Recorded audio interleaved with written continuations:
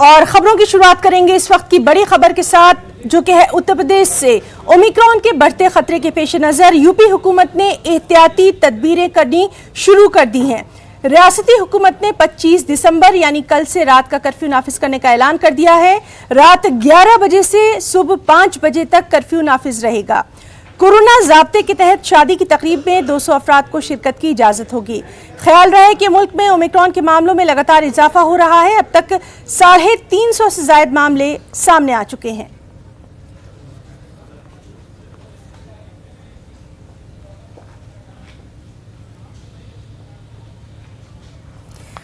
लखनऊ का रुख करेंगे, हमारे साथ मौजूद हैं हमारे साथी तारिक कमर। तारिक, जिस तरह से उम्मीद की जा रही थी कि नाइट कर्फ्यू का निफाज हो जाएगा, क्या कुछ और गाइडलाइंस?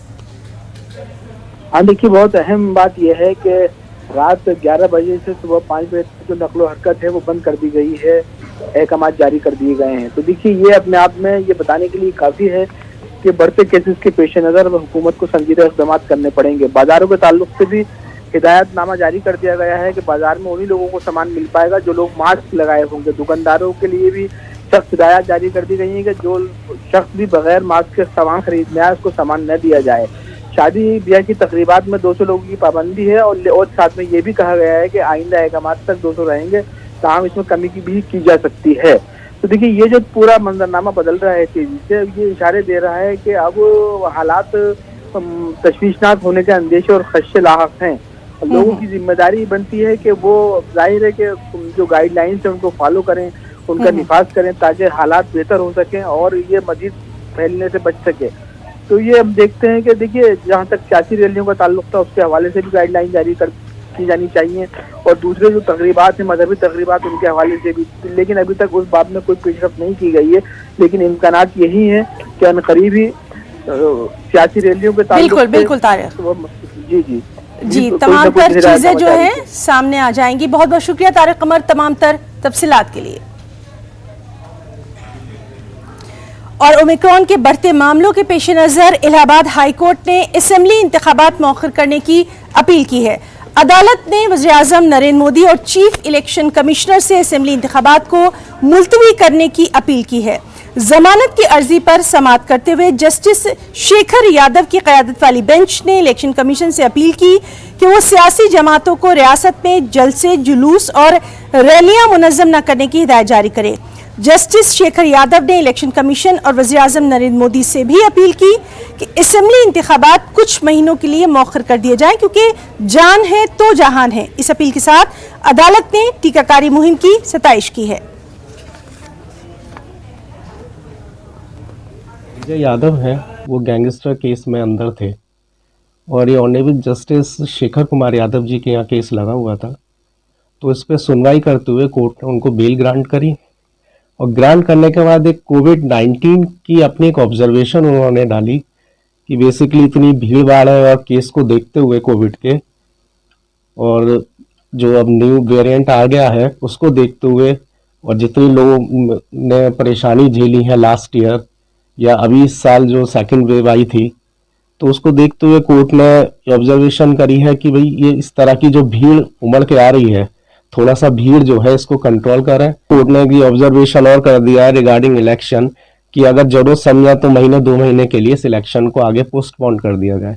तो कोर्ट की अपनी ऑब्जर्वेशन है। कोर्ट ने बेसिकली कोविड को ही देखते हुए किया है, क्योंकि अब जिस हिसाब से केसेस बढ़ रहे हैं तो कोर्ट ने कहा कि अगर इलेक्शन 1-2 महीने के लिए पोस्टपोन्ड हो जाए तो इसके लिए वो कोर्ट ने रिक्वेस्ट करी ये प्रधानमंत्री जी को। रैलियों में जो भीड़ हो रही है तमाम दलों के, इस पर भी चिंता जाहिर की है। हाँ, इस पर भी चिंता जाहिर उन्होंने इसलिए की है कि रैलियों में भी फिर सोशल डिस्टेंसिंग नहीं हो पाती है। तो इसलिए प्रधानमंत्री जी को भी उन्होंने रिक्वेस्ट करी है कि अगर उसमें भी कुछ हो सकता हो तो ठीक है, क्योंकि वैसे कोर्ट का ये मानना है कि किसी को भी असुविधा ना हो।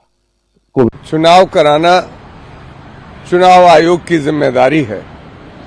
संविधान किस प्रकार से उसकी रक्षा की जाए, लोकतंत्र की रक्षा की जाए, ये न्यायालय की भी जिम्मेदारी है।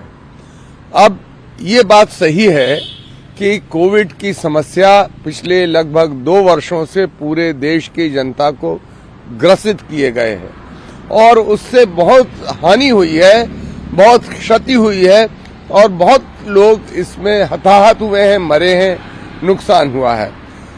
जहां तक अब चुनाव कराना या न कराने का प्रश्न है, इसकी भी जिम्मेदारी चुनाव आयोग की है। लोकतंत्र की रक्षा होनी चाहिए। जनता ये भी चाहती है कि ये जो योगी की सरकार है वो जाए, पर जनता की सुरक्षा हो, ये भी हम चाहेंगे, और संविधान और लोकतंत्र की भी सुरक्षा होनी चाहिए। ये बहुत दुर्भाग्यपूर्ण बात है कि उच्च न्यायालय जैसी महत्वपूर्ण संस्थाओं में बैठे हुए लोग अब इस तरह के फैसले, अनवांटेड फैसले देने लगे। किसी ने मांग तो की नहीं थी उनसे इस बात की। सर्वोच्च ने, मेरी मांग है कि सर्वोच्च न्यायालय इस पर स्वयं सुओ मोटो नोटिस ले और इस तरह के डायरेक्शन देने वाले लोगों के खिलाफ प्रॉपर जो एक्शन होना चाहिए वो सुप्रीम कोर्ट के अधिकार क्षेत्र में है। सुप्रीम कोर्ट को ये काम करना चाहिए। मेरा अनुरोध आपके माध्यम से सुप्रीम कोर्ट से भी, क्योंकि उत्तर प्रदेश में जनमानस पूरी तरह से बीजेपी के खिलाफ है।